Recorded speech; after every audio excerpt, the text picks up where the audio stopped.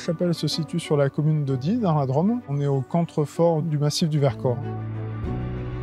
C'est une chapelle de moyenne montagne qui mesure 52 mètres carrés au sol. Elle est composée d'une nef avec 2 fenêtres sur les côtés.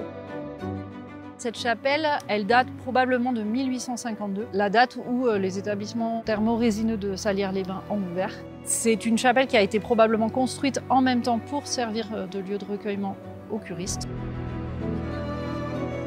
Elle a été utilisée, on va dire, jusque dans les années 60, puisque les thermes eux-mêmes ont fermé en 1972. Le dernier tenancier de l'établissement thermorésineux de Sallières-les-Bains, c'était mon grand-père. Donc c'est pour ça qu'on a décidé de s'y intéresser. Il y avait vraiment péril, enfin la chapelle était vraiment menacée de ruine.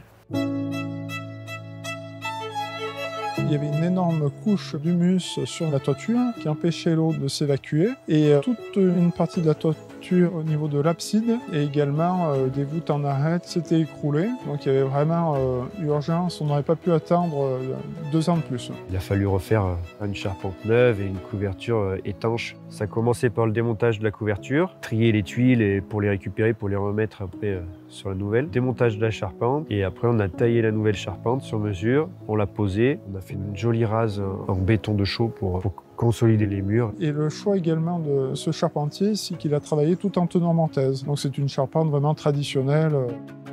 Le bois, c'est du Douglas, du pin Douglas, plus résistant que le pin classique ou l'épicéa. Les classes 3, il résiste plus aux bêtes, aux intempéries, à l'humidité, tout ça. Quand on aide un patrimoine, il faut qu'il soit ouvert au public. Il a vocation à être ouvert au public, ils vont tout faire pour le rendre ouvert au public. Donc ça ne mérite que d'être accompagné et que les gens découvrent ou redécouvrent ce patrimoine oublié. Le concours Atrium, d'avoir gagné le prix, c'était une fierté et aussi une belle surprise parce que cet argent, il va nous permettre de continuer. Une bouffée d'oxygène dans la suite de nos travaux, ça nous encourage à poursuivre notre restauration et aller de l'avant.